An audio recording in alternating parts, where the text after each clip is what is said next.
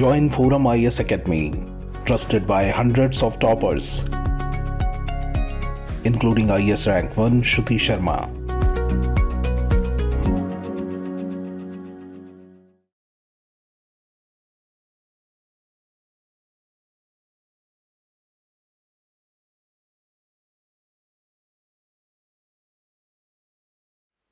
Okay, so this is Upendra. I would be taking your economics discussion, right?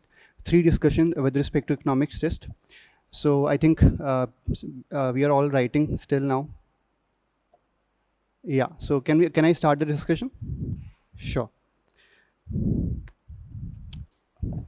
Okay. Let us, without further ado, go straight to the discussion. The first question is, if I may start, examine the need for gender budgeting in the country and highlight the challenges in institutionalizing the gender budgeting. So this is the question. Assuming, if I may ask, how many of you had no idea about gender budgeting at all? And if I can ask, so all of you had some of the idea about gender budgeting, right? So the idea is very simple, that what you need to know is first what is the exact definition or the concept of gender budgeting, and second thing that we have to do after that is to understand what are the sub questions of the question, right? So if I may ask, what are the sub questions that you have recognized? Yes, anyone?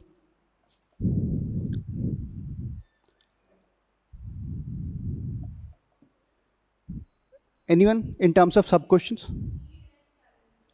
Okay. So first thing is, what is gender budgeting, right? And the need, the cause, the rationale of gender budgeting. And after that, what are the challenges that we are facing in gender budgeting, right? Okay, so first thing is, first we need to understand in introduction,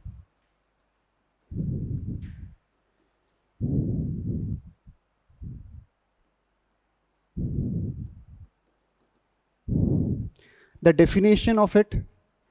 If you can remember specific conference or event that took place which led to the origin of gender budgeting, that we can write, right? Second thing is, again, obviously the body part, where we would be writing what the challenge is.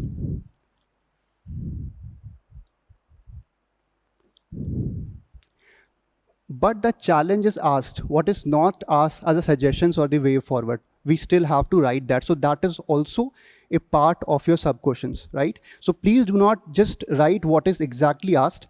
Even if it is not asked, suggestions or any critical analysis must be there. So suggestions are equally an important part of it.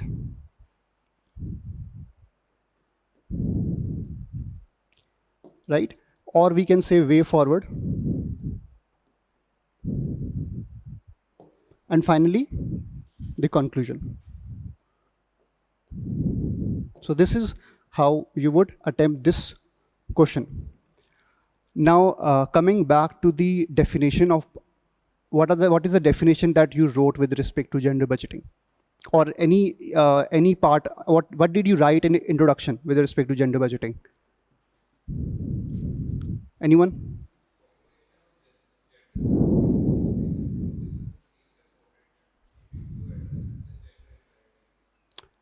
Okay, with respect, in basic terms, gender budgeting is to be sensitive towards gender parity while we are formulating the budget, right? In simple terms. So that is the first thing. Now, for example, gender budgeting started with the 4th conference on women development in Beijing, right? So you must have heard about the Beijing conference, right? So that is something that you can write. There, the concept of gender responsive budgeting came into picture. Okay, so this forms the basic definition of what is gender budgeting, what is its origin, and then we would move towards the exact question what is asked in terms of the need for gender budgeting. So what points do you think need to be written in need for gender budgeting? Anyone?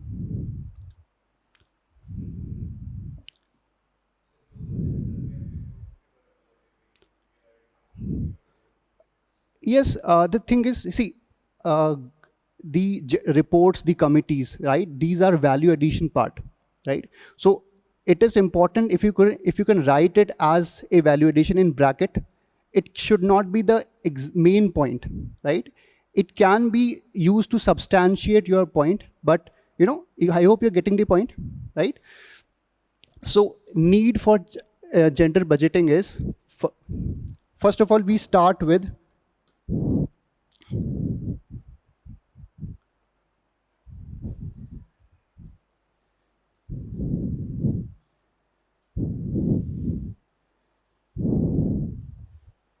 the reason why actually gender budgeting is required, the cause, right? Very simple, women empowerment,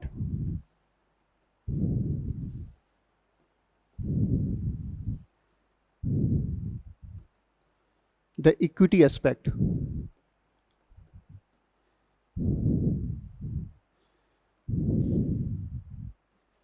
right? That is important. This is when you start with gender budgeting, first start with the causes and then go how the budget is formulated. If you have absolutely no idea, right, still we have to write the answer in the right way. So what you can do is you can just imagine how the budget is formulated, right? And just go through that. Remember Lakshmikant, remember what you have read with respect to budget, and just tweak a little bit with respect to gender responsiveness, right? So that is the key idea of writing questions of which we are not having specific answers, because what usually happens is when we read a question, we go back to our notes. We try to recall from our notes, right? But what if we do not have exact information regarding that? So that is, in that case, what we need to focus upon is what is asked, and whatever knowledge that you have regarding, for example, gender budgeting is asked. At least you have knowledge about budgeting, right? So tweak it a little bit with respect to gender budgeting, and that is your answer, right? So that is how you attempt those questions which you have very less idea, right? Now, what is the first thing with respect to gender in terms of budgetary formulation?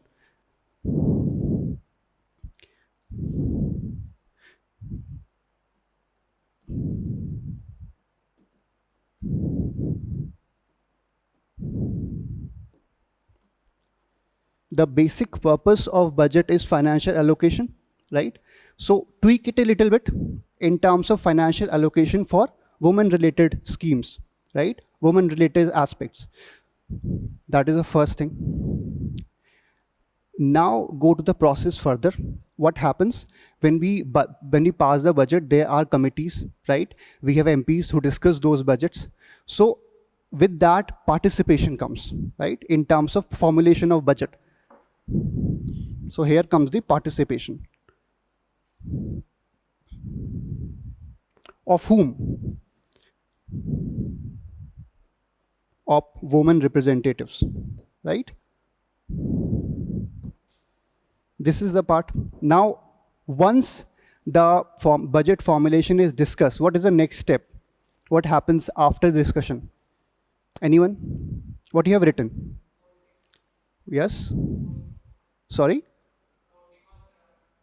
Yes, voting is part of, yes, it is there, but in terms of broader idea about budget, after the budget is discussed, right, the financial allocation is done, right, then comes the implementation part, right? That is how you should think, right?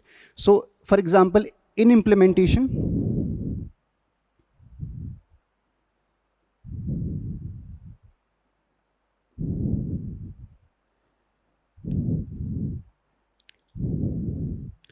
women-related schemes, right? The idea is very simple, that if a question is asked, you have to use the already available knowledge for answering such questions, right? That is the idea, right? It's not that you have to have understanding of every single topic in detail. If you have no idea, if you have very less idea, just use your knowledge intelligently, that navigate through the knowledge and use it here, right? This is how toppers get good, ranks, good marks, because they use their knowledge very, very efficiently. It's not that they know everything, right? But they use it very, very efficiently. So it's the psychological part. Please understand this, right? Okay. I think we are done with that. Also, one thing that we need to understand is, after writing introduction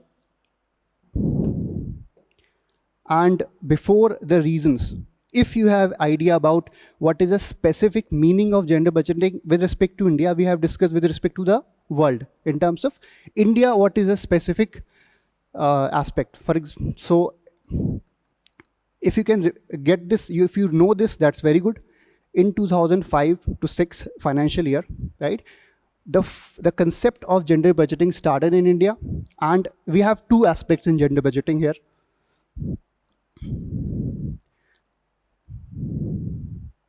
Women specific schemes, where we have 100% allocation. Budget provides 100% allocation for these schemes. And then we have pro-women schemes. Here the allocation is 30%.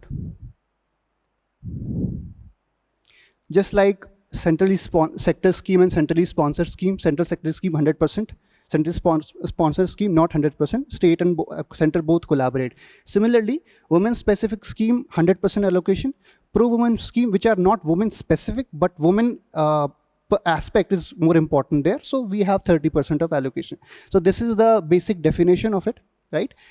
Okay, so what you have written in gender budgeting, any specific point, any unique point that you have written in need for gender budgeting? Come on, we can discuss that. Yeah, it would always be an important addition to our knowledge. Any specific point that you want to discuss that you have written? Anyone? Any specific? I think we have covered that, right? So okay.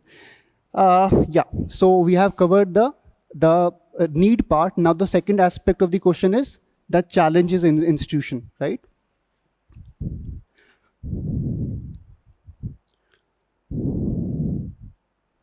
Okay.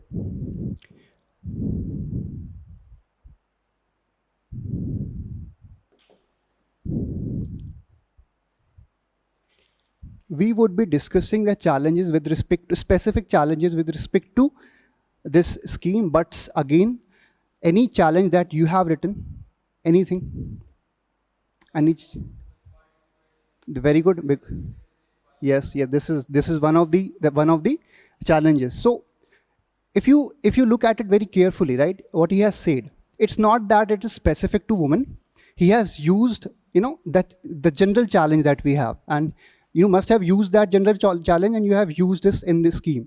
So that is how, if you have no specific idea, you can write very nicely in terms of general challenges and use it for here, right? For example, in terms of rural participation, we usually say with respect to what are the challenges, lack of representation of rural, gram sabhas, right? So here the thing is that here you can write, first of all, lack of participation, yes.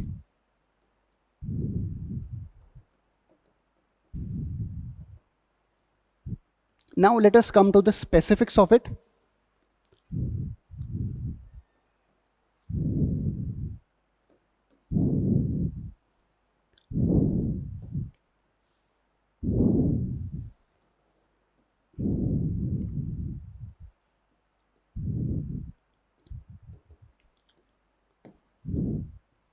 Gender budgeting is only 1% of the total budgetary allocation. So that is a concerning thing, obviously. So that is one of the important challenge.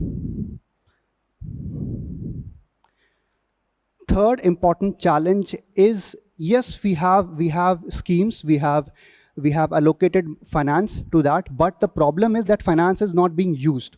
right? So, for example,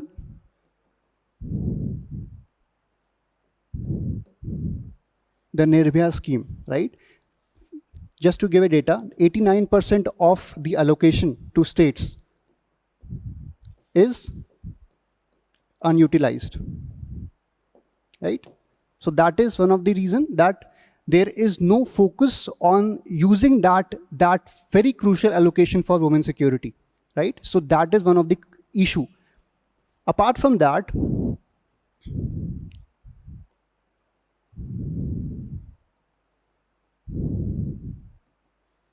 there is the issue of horizontal allocation, or rather misallocation, right?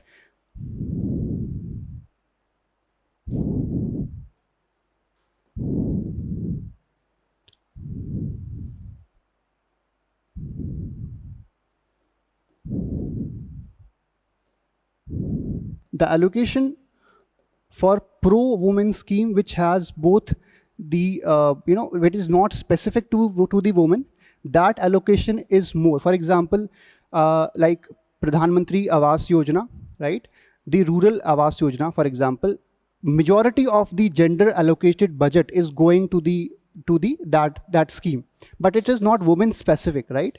So that is an important issue, that the very crucial fund is getting misallocated to schemes which are not gender specific. So that is one of the issue. Other issue that we can discuss is, yes, certain ministries and certain departments, for example, Ministry of Women, right? These have, a high amount of allocation, and other ministries are left out, right? So that is also one of the challenge that is there, right? So these are about the specific challenges, but still it is not that if you have no idea about all the specific challenges, it's please write whatever you have in terms of knowledge and use it there, right? That is the idea. So yes, we have discussed the challenges. What is the other subpart that we discussed that we need to include? What is the other subpart that we need to include here? Yes, way forward. So you yourself say, what are the way forward that you think are required here? What we can do in terms of just take the idea from the challenges and use that as your way forward. Very good. Creating participation. How? No, see, you can write creating participation, but try to be a bit more specific in terms of who would participate, right? For example, women representatives from all sections of society, from all level of governance, right from the parliament to the local government, right? So that is one of the way forward. Also, there is an important recommendation by Lahiri Committee,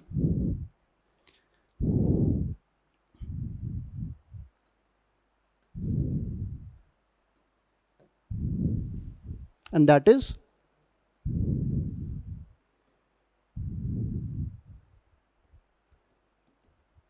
gender budgeting cells. Before the financial allocation, gender budgeting cells would discuss, would chart out the priorities, and then we would finally be doing that allocation during the budget discussion.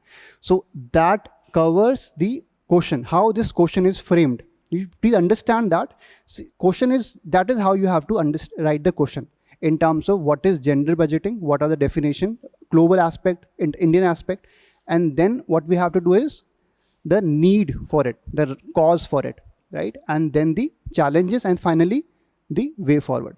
I think that covers this issue, right? This is how you can write, because when we discuss question, the evaluated copies of students, right? What we see in general is that first they are not meeting the demand of the question, right? So with respect to this question, is there any sub question that you missed out in this sub question? I think way forward is something that you missed out, right?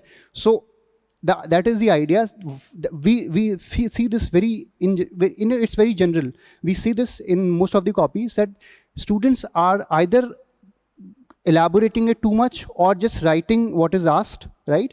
When we say meet the demand of the question, it is not literally that just meet only what is asked. Also write down what is other aspects, right? So this, I think, covers this question. Any specific issue that you want to clarify? Okay. So now let us focus on the question 2. Why would in the post-pandemic era, employment recovery is likely to lag economic growth? Okay. Post-pandemic, recovery aspect is very important of employment and of economic growth. So again, I would ask, what is how you approach the question? What is the first thing that you need to do is, in terms of post-pandemic era, right? What is how the recovery happened, right? So just try to remember when we talk of opening of the lockdowns, when we talk of recovery, is there any specific keyword, that technical keyword that comes in your mind? Very good, right? So that is a keyword that you need to write in the answer. Just if you write it and the invigilator sees it, that's it. Your question is sealed, right? Your impression is sealed, right? So when we talk of recovery, I think just write down V-shaped, in bracket, write the basic definition of it, and write down the K-shaped, because this is the essence of your question, right? So when we say K-shaped recovery, for example, right? This is where you can just include that aspect, that economic recovery and employment recovery and economic growth are having some gap between them, because certain sectors are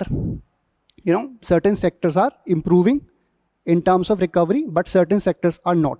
For example, tourism. For example, IT. It saw a jump in its recovery, but context-sensitive industries like tourism, they require people. They require physical presence of people, right? So this would take a bit of time, because it cannot be, you cannot just tour at the comfort of your home. You have to go out, right? You have to take the services. You have to physically take the services. So that aspect is problematic. So hence, tourism would take some more time to recover. So I think this is a basic idea. Okay, so first thing is introduction. What you write is V-shaped and K-shaped recovery, right? Okay. Now, what is the second aspect of the question? Anyone? What you write? Yes, in terms of what is the reason for lagging of employment recovery and economic growth, right? Okay, before that, what we can write is, in the introduction part, if the employment is asked, so data is very important, right? Data is extremely important. So write down the data that you know regarding the impact of COVID on employment, right? At the peak of COVID crisis, 400 people in India were unemployed, right? They lost their jobs at the peak of the crisis. Now the situation is comparatively better. So please remember that one of the general recommendation that I would recommend with respect to GS3 is, please write data very, very sincerely. Try to have data with respect to major topics that we have in the syllabus: budget, economics, employment, let's just say agriculture related data, right? Any data that you find in your current affairs, pick out the data from there and write down in separate A4 size copies, notes, 2-3 pages of data. Remember that before the exam test, just 1 hour before the test, and then you would be able to use it liberally in your answers, right? So data is very, very crucial in GS3. So just like articles, which are important in GS2, data is very important. Okay, so let us go straight into the body part.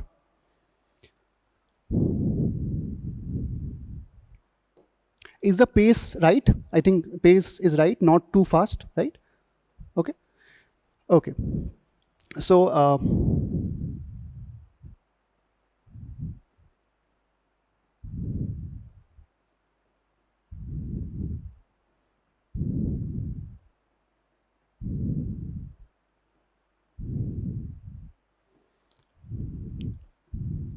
let us briefly discuss the keywords of what you wrote. In terms of employment recovery, I understand that not everyone would be having specific data or knowledge about why it is likely to lag, because that is not a very, that is very subjective question, right? So what is that you wrote, please? Anything? I'm not talking about data, just points जो आपने लिखा है. Very good, right? Quite good, because see, again, that is a very good thing. Whatever knowledge that you have, supply chain is very much in news, right? It is globally in news. It is in terms of local aspect, it is in news. So use that, very, very important. So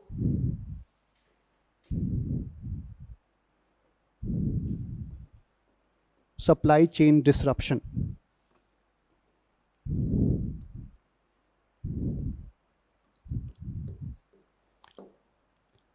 Now let us go back to the concept of economic growth. When economic growth increases but employment doesn't, just remember any general aspects with respect to what is the case of India, for example. Economic growth has increased, the GDP growth has increased, but employment hasn't. Why? Yes, but in general, what is the reason? For example, what is the difference between Chinese economy and Indian economy? Yes, one of the reason. Another reason is it is manufacturing-led economic growth. Ours is the services-led economic growth. So in services-led economic growth, GDP growth certainly would happen, right? But the employment, the labor situation would not improve, right? So that is one of the reason. So mostly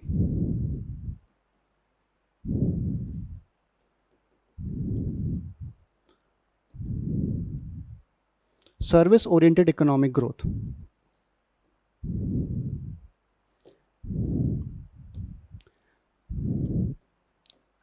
Now think about the impact of technology in terms of employment. What is happening with respect to technology? The automation, for example. Is it causing employment issue?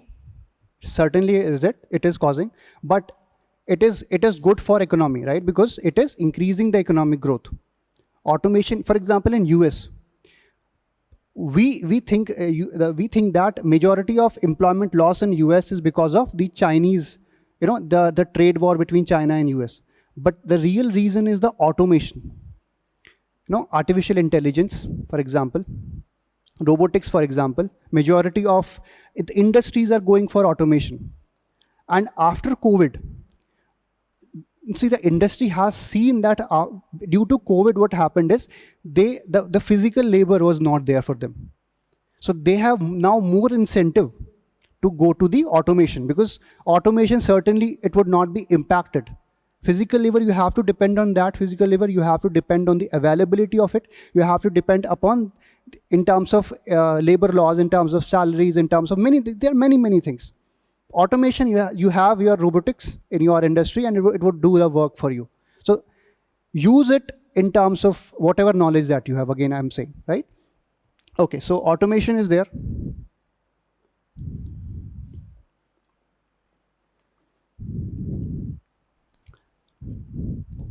Apart from that, any topic, any point that you have written? Yes, see, yes, that is a good thing. In supply chain, in the service-oriented economic growth, you can also write gig economy. Ours is more dependent upon the gig economy. Other than that, try to understand what is happening in recent times in terms of edtech, for example, right? The valuation, for example, right? So what is happening? Economic growth is there, but I think the problem of employment is an issue in edtech. For example, we have seen mass layoffs, right? So that is also one of the things that you can think of. Other than that, yes. Yes, that is exactly one of the important point, right? Because the gender disparity is already very issue. It's a big issue, right?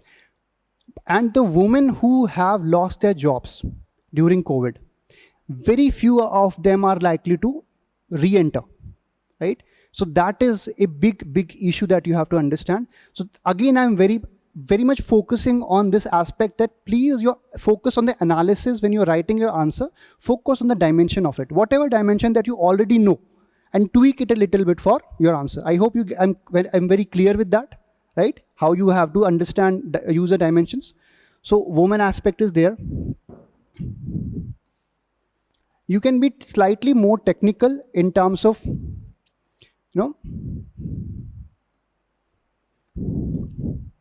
when we talk of women in terms of employment, we usually talk of female labor force participation. I hope you are aware of this term, right?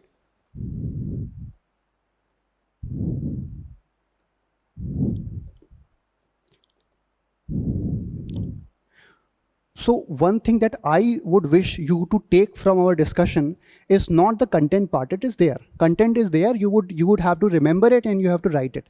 What I want to you to focus upon is how to make your answer very quality based answer, right? For example, you talked of gender. When you think about gender, immediately think about what you know in terms of technical aspect, right? The female labor force participation, the workforce, right? So that would make that, competition is so high that even 1 marks, to increase your marks by even 1 marks, you have to focus, you have to be very innovative, you have to write very quality, very specific answers, right? So I hope I'm clear with that in terms of the value addition, in terms of how to enrich your answer, right? So I think that covers the issue. Also, then you have to write again the way forward. What are the way forward with respect to that? So I think, have anyone of you have written the way forward? Yes, please. What you have written, if I may ask? Promotion of rural employment. Yes. Because see, another important challenge is in terms of economic recovery is that social aspect, right? Because people who are migrated out of the, let us say this region, right? This region, North Indian, in the North India, those who have migrated, who have walked thousands of kilometers, that scar is there, right? So we cannot exclude the social aspect. The trust should be there in terms of employer-employee. Employer-employee trust is also a factor for employment, right? So they are unlikely to come back because that memory of literally walking thousands of kilometers, having lost everything. So that is one of the reasons. Also, you can use that for solutions also, right? Okay, so now in terms of way forward, again focus on what are the important, just in general, what are the important means for employment recovery in terms of how we can ensure high employment. I'm not talking about this question. I'm talking in general. Yes, right. So that is the idea, that focus on knowledge and use it there, right? So again and again emphasizing on that, right? So you don't need any specific knowledge, you just use whatever knowledge that you have, right? It's always good to have specific knowledge, but this question required this much of knowledge also, right? So as you said, in terms of rural participation, in terms of employer, in terms of labor intensive industries, right? So I think that covers the way forward aspect. And finally, the conclusion aspect. Okay, with respect to conclusion also, in terms of GS3, when you're writing conclusion, right? There are two parts of conclusion. There is a difference between conclusion and summary, right? So when you're talking about conclusion, it's not just summary, right? Usually we confuse conclusion with summary, right? Just summarizing what we have read, but it is also about way forward. Within that also, even if you're writing way forward, right, just save 1 point or 2 points for the conclusion part, right? And also you can talk about SDGs, always helpful in GS2 and GS3 answers, right? Data, any data that you can remember, right? So that would ensure that the conclusion is the last thing that the person is reading from your answer, right? So that should be, if it is good, certainly it would have an impact. It's a, so it's a psychological process of evaluating your copy. So conclusion, if it is good, it would certainly have a good impact. I think that covers the issue.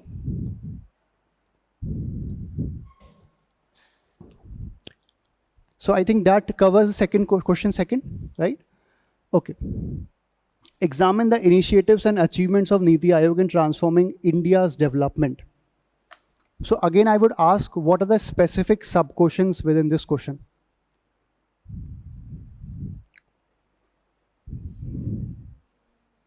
What is the first thing that you would focus upon when you think about this question? Niti Aayog, certainly, right? So just define Niti Aayog, right? In terms of it is a non-constitutional, non-statutory body. 2015 replaced Planning Commission. Basic definition, no innovation, nothing to think about, right? Just focus on that aspect and then begin your question.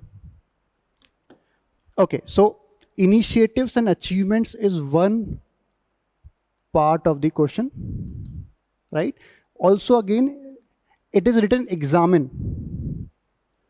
So what is the sub-question that you think of? What are the structure? What are the different sub-questions? Anyone, please? Yes? Very good. Challenges.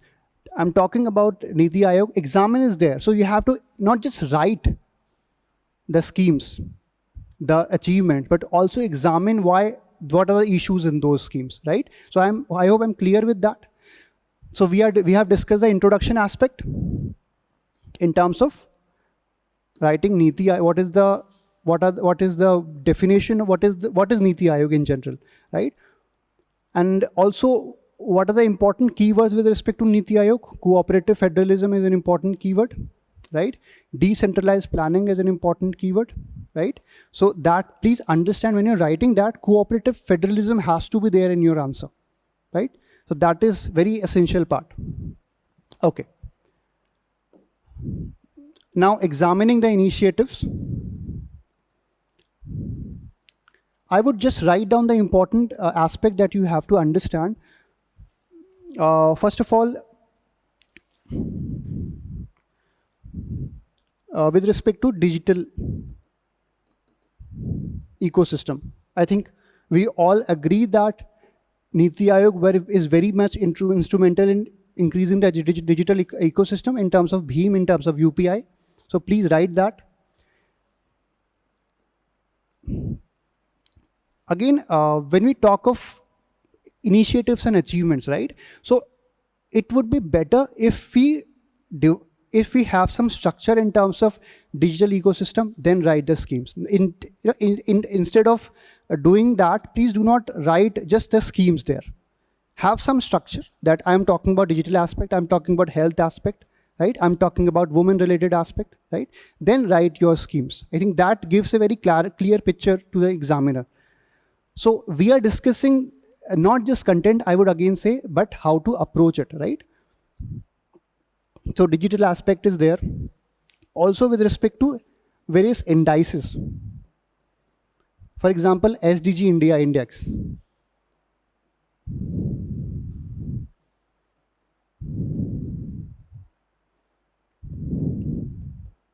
India Innovation Index.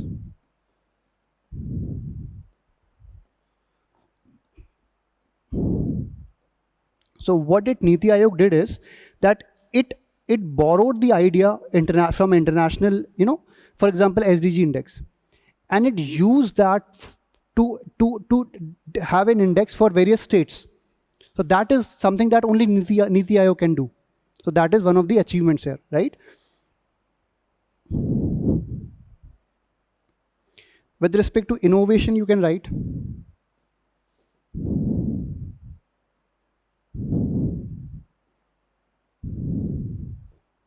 I think Atal Innovation Mission, right? The tinkering labs, right? So that is also one of the initiatives of Niti Aayog, right? So whatever you can remember, also with respect to cooperative federalism, right? We just focus on that also.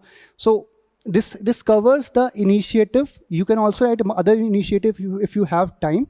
The idea is very simple, that first divide the topic of the initiative and then write the initiative, right? Try to be as clear as possible, as clean as possible in your answers, right? So I think that covers the initiative. Any other initiative that you have written? Yes, yeah, that is a good thing, right? Also, with respect to COVID, any initiative, if you can remember, what happened after COVID? What is the name of the package? I think Atmanirbhar Bharat, right? So what are the 5 pillars of those Atmanirbhar Bharat? Focus on that. That aspect is instrumental. Niti Aayog is instrumental in that, implementing that, right? So that also covers the initiative aspect. I think that would be more than enough, right? So idea is again very simple. Focus on the keywords, the topics.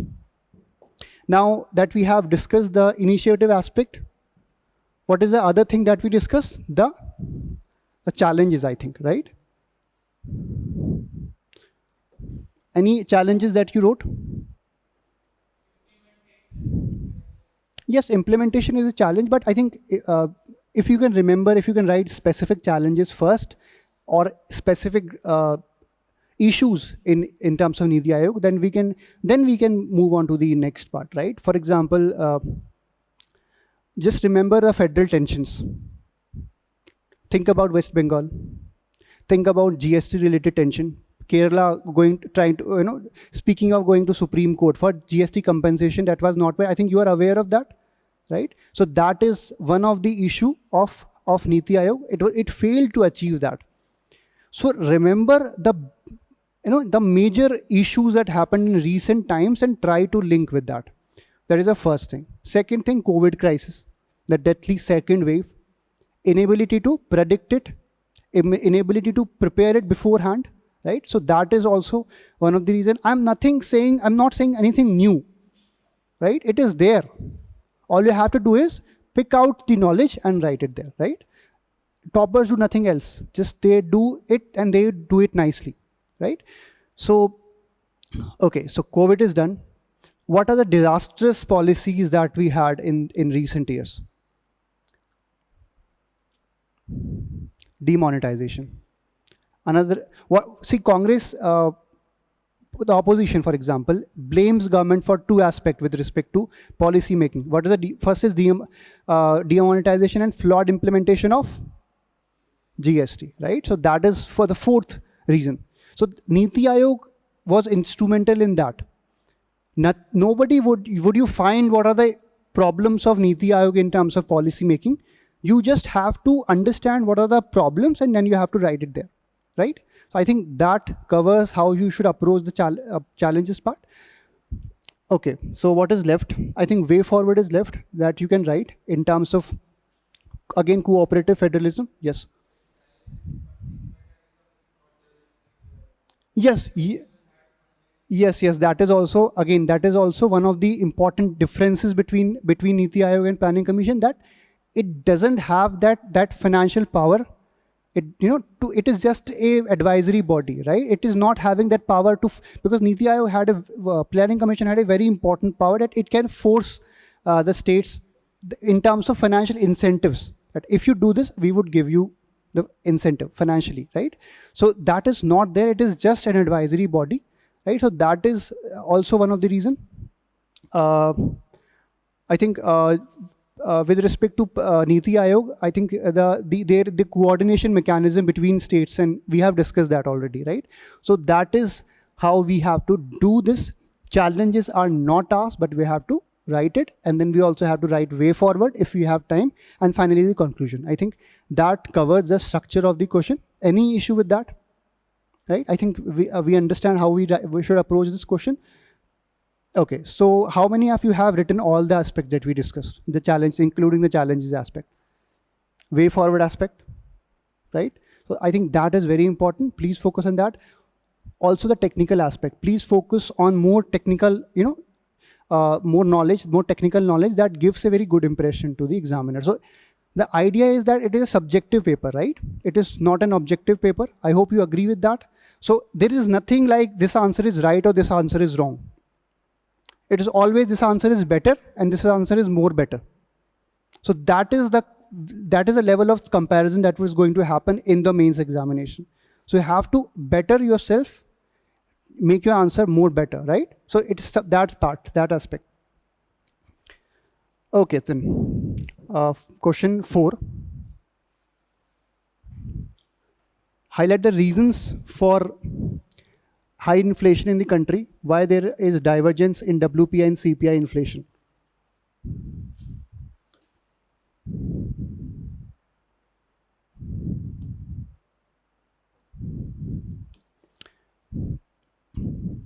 Okay, then if we can understand what are the important structural aspect, right? So first thing is, in terms of high inflation, we would write what is the status of high inflation, right? We have 13.4, I think, of inflation right now, right?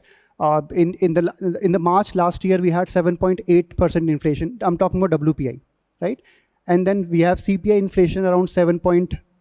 Yeah. So that is how you should approach it. And then you have to write the reasons for high inflation, right? Similar arguments in terms of supply chain disruption, in terms of Russia-Ukraine war, the supply of edible oil is dependent, sunflower oil is dependent on Ukraine. That is an issue. Also, with respect to, let's say, Ukraine is also an important supplier of fertilizer to India, right? So that automatically impacts the food prices in India, right? If fertilizer is expensive, edible oil is expensive, that, yes. So food prices, we have discussed supply chain disruptions. Then we have, for example, the crude oil situation that is there, right? So I think that is inflation aspect. Just try to find out the reasons for inflation, right? And then just write there, right? Okay, then. So we are done with the first part of the question. Divergence in WPI and CPI. Even if you do not have much of an idea about the question, just try to remember your prelims knowledge. What is the WPI? What is the CPI? Right? So WPI is in terms of wholesale price index. What are the weightage of food in WPI, of manufacturing in WPI? I think 65% is there.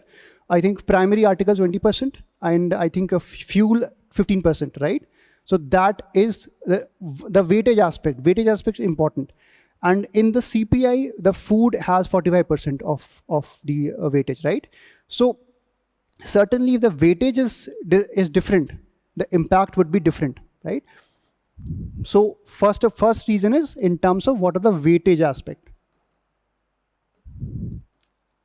Second reason is what comes first and what comes last. WPI wholesale price index, first the wholesale price is captured, and then when it goes to retail aspect, right, then the retail price is captured. So if today the if something is there in the inventory, if something has just been manufactured, it has inflation, right? But it would go to the market, let's say in 10 days. So then the inflation is captured there, right? So that is the reason for lag, right? Right now, inflation of WPI is higher, CPI is lower. What would happen is, now the wholesale inflation would reduce, but the inflation of CPI would increase, because right now the WPI inflation is high. It would pass on to the CPI, right? So that is how the lag thing works. I think that covers the divergences, and then again the way forward. I think that covers the issue. The content is there, right? So is there any other specific thing that you wrote or you want to discuss in this question? I think, yeah, very good. I mean, service sector is not included in the WPI thing, right? So that is, remember all the important knowledge that you have, and you can write a very good answer, right? It's not that you have to specifically read such lag related aspect, right? So I think that covers the topic. Okay, then. Question 5, compare and contrast the GDP and GVA. You yourself tell what are the important sub-questions within it. First thing is GDP, and what is GDP, what is GVA? Basic definition. The limits of GDP as an indicator. We have seen many times in terms of what are the problems with GDP. You have to just write it down and then enlist some of the indices to measure development. Here it is specifically mentioned. If it is not mentioned, you would just write in a very, just write words, just write in a point format, right? So that is how these three aspects are there. First, we would decide with respect to basic difference between GDP and GVA. GDP is total monetary value of the goods and services produced. GVA is the difference between the output and the intermediate consumption. So the value added, that is only that is captured, right? That's the first thing. Okay. Another important thing is GDP is with respect to whole of the country. It's a macroeconomic indicator, right? Usually. GVA is at enterprise level, at factories level. So it's not capturing whole of the economy, right? So these are the major two differences between GDP and GVA. Another important that I want to your attention to be is, here the question is compare and contrast. So not only differences are asked. So usually what we do is we just write down differences and we think that it's done. I think compare and contrast has to be understood. Contrast we have discussed. Also at the similarities, right? So it is certainly an important aspect. Okay, so limits of GDP. Question is limits of GDP. So what we can write? What are the limits of GDP? Anyone? Just write basic definition, nothing more. Sorry? I'm unable to hear, yes.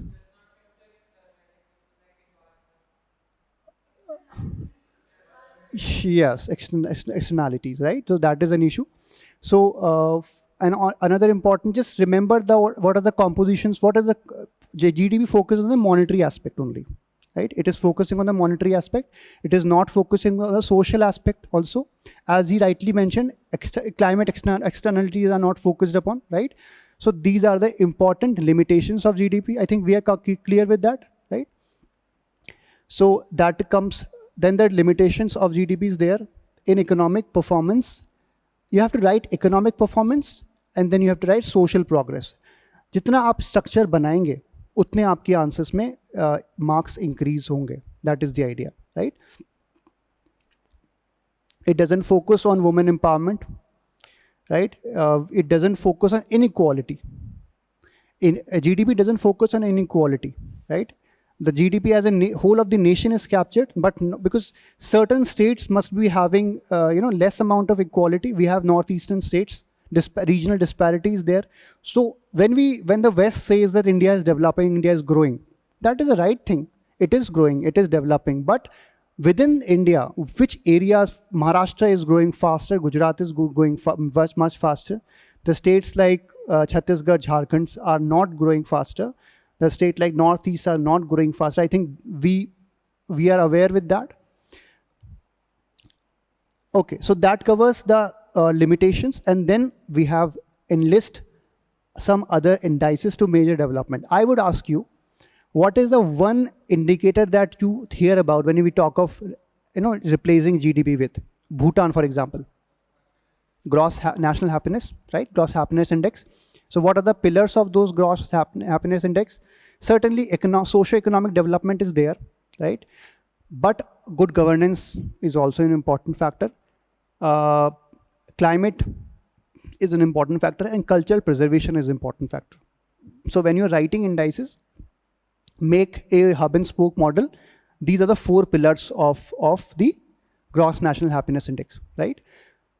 Now let us focus on the HDI also. You know about HDI, the life expectancy, the mean and expected years of schooling, right? In terms of what is the indicator with respect to in terms of economy?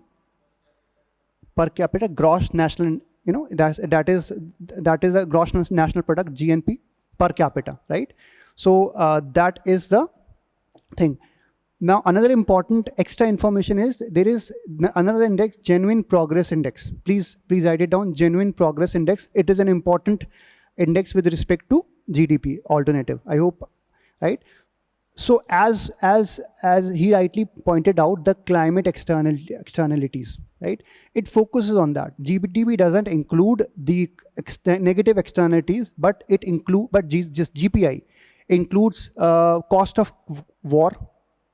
It includes cost of crime. It includes cost of climate change, pollution. So that is a good right indicator. So I think that covers the major issues with respect to this question. Any other any specific issue or any doubt? Right. So I think we are clear with how we structure this. Okay. So I think very simple question with respect to silent features of inclusive growth. Examine how use of technology and innovation can promote inclusive growth. So first thing, no doubt, what is first we have to write is inclusive growth, right? What are the important aspects? Broad-based, well distributed. Anything that you have written? Anything else? Yes, shared prosperity. So these three are not just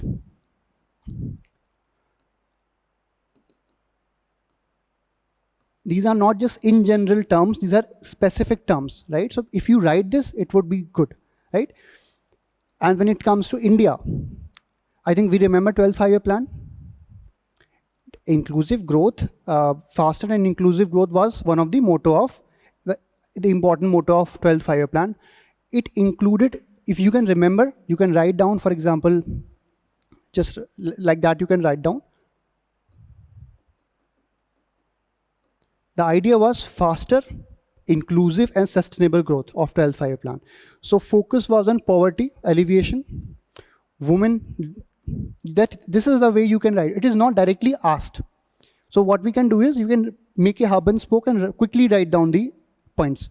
So women empowerment with respect to poverty alleviation, with respect to equality, with respect to regional equality, right? With respect to sustainability.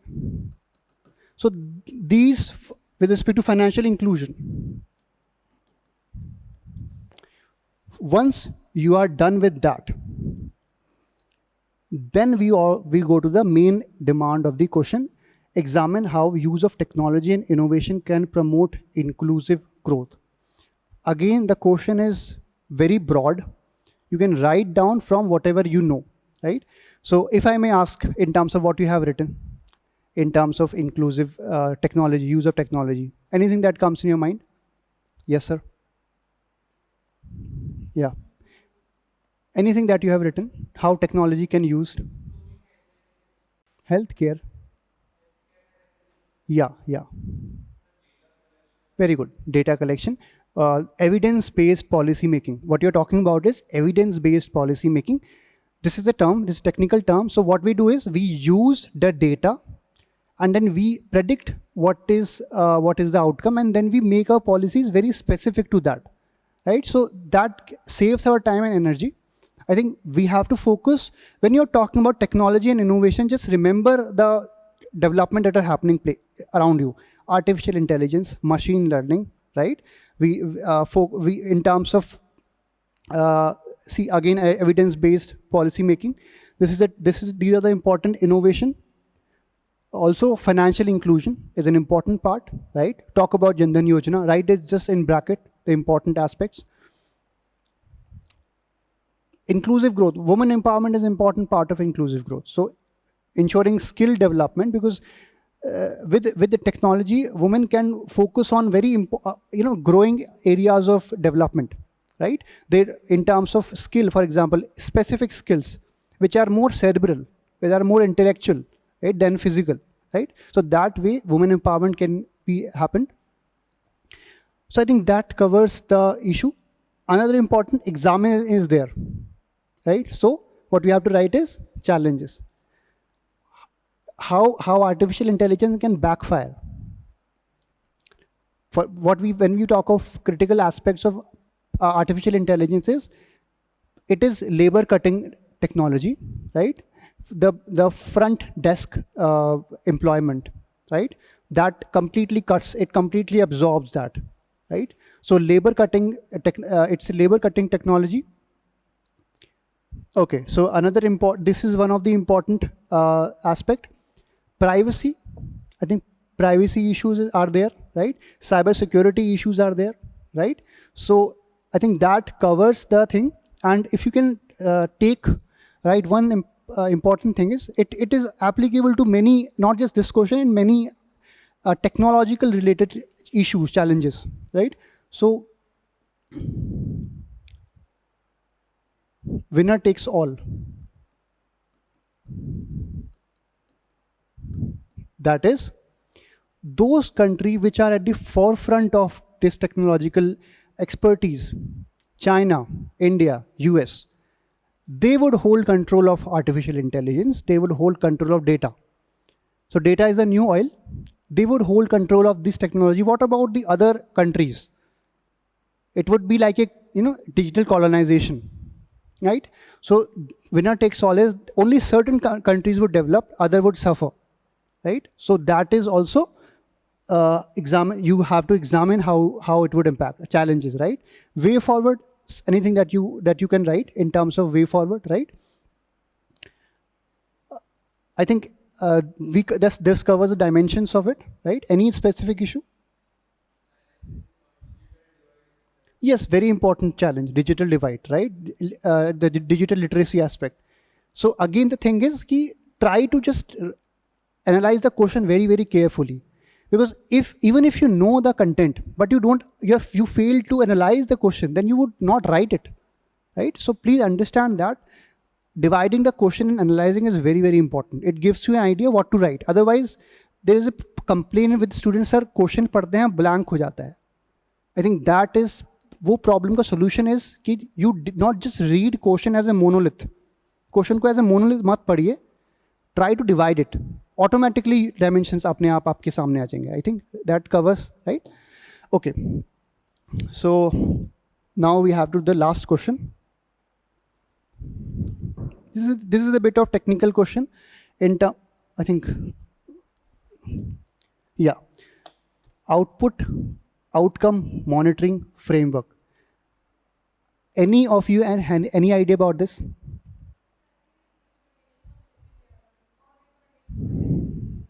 Okay, so I mean, did you anyone of you have a specific idea about what it is?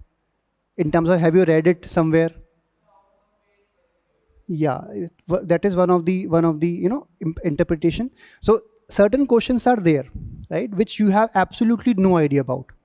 Okay, this is something that is deliberately done for you to understand and develop that, how to approach such answers, because सब कुछ notes में available नहीं है, right? So you have to understand how to approach such questions. So first thing is you define this. How it is an important tool, you define this, right? Yes, important tool to improve outcomes and impact. Very simple question, very straightforward, very knowledge-based question. So what first you do is you define in terms of output that it is a new age budgetary tool to make policy, make outcome-based policies rather than input-based policies, right? So this is first thing that you would do. Then if you can, if you can define what is output, what is outcome, and what is outlay.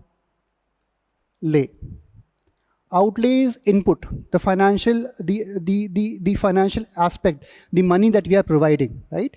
Usually, how we judge these schemes, conventional way, what we judge is, this is a scheme, we have provided this much of money, that is how the work is done. We do not go beyond how it is impacting at the ground level. Success is usually in terms of financial input kitna provide kiya hai, right? Output focus on the quantitative aspect. This percentage of enrollment has happened. this percentage of patient care has happened, right? These percentage of women have been provided with the antenatal facilities, right? So this is quantitative, and the outcome is qualitative, right?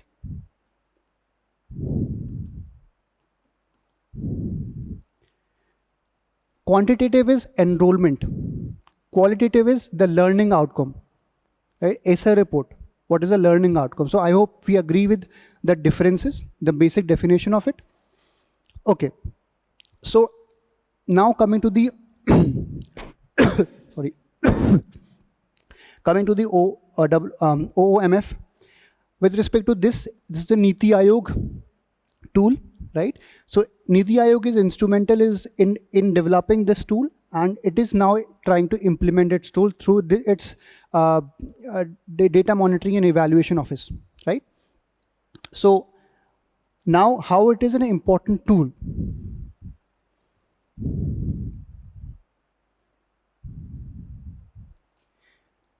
Again, just the way we discuss budget.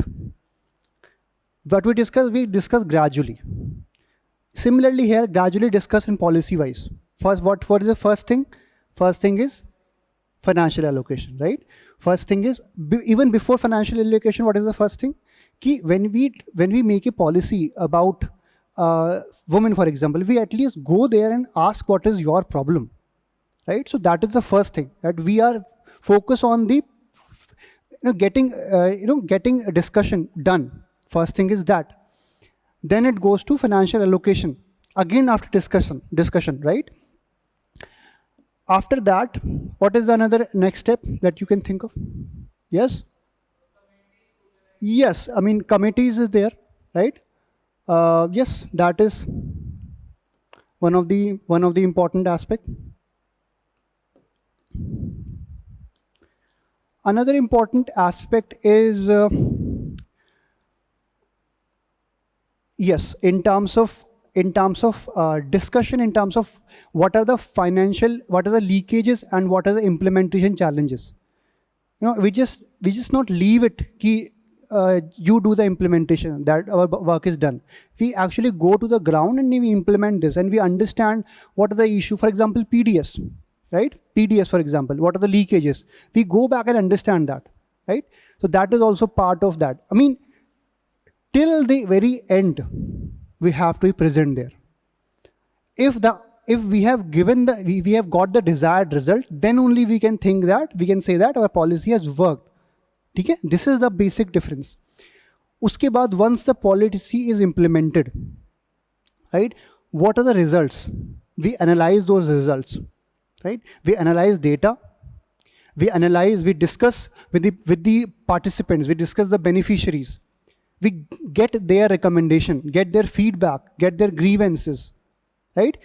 We use that, and when we go to the next iteration of policy, we use that knowledge and we use it to course correct ourselves, right? So that is how the whole process of it.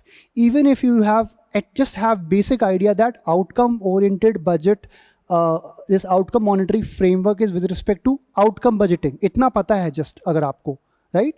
Aap pura answer you can easily write, and trust me, you would get good marks. So the one thing that I would want you to take from our discussion is that try to use your knowledge very intelligently, right? Use and navigate through the knowledge, and then you would get very good marks in your answer, right? So I think that covers the discussion. You can give some important recommendations also. Against evidence-based policy making was one of the recommendation, right? So I think that covers all the issues, right? Any specific doubt or anything? Yes, ensure accountability, transparency. You can write that in conclusion, right? As a way forward, right? So I think that covers the discussion, right? So when you write the next test, I would request you to please focus on this aspect, what we discussed, not talking about the content. Content is, please keep it aside. In terms of general strategies, how to answer it, right? You would certainly get very good marks, okay? I think that covers the discussion. Thank you.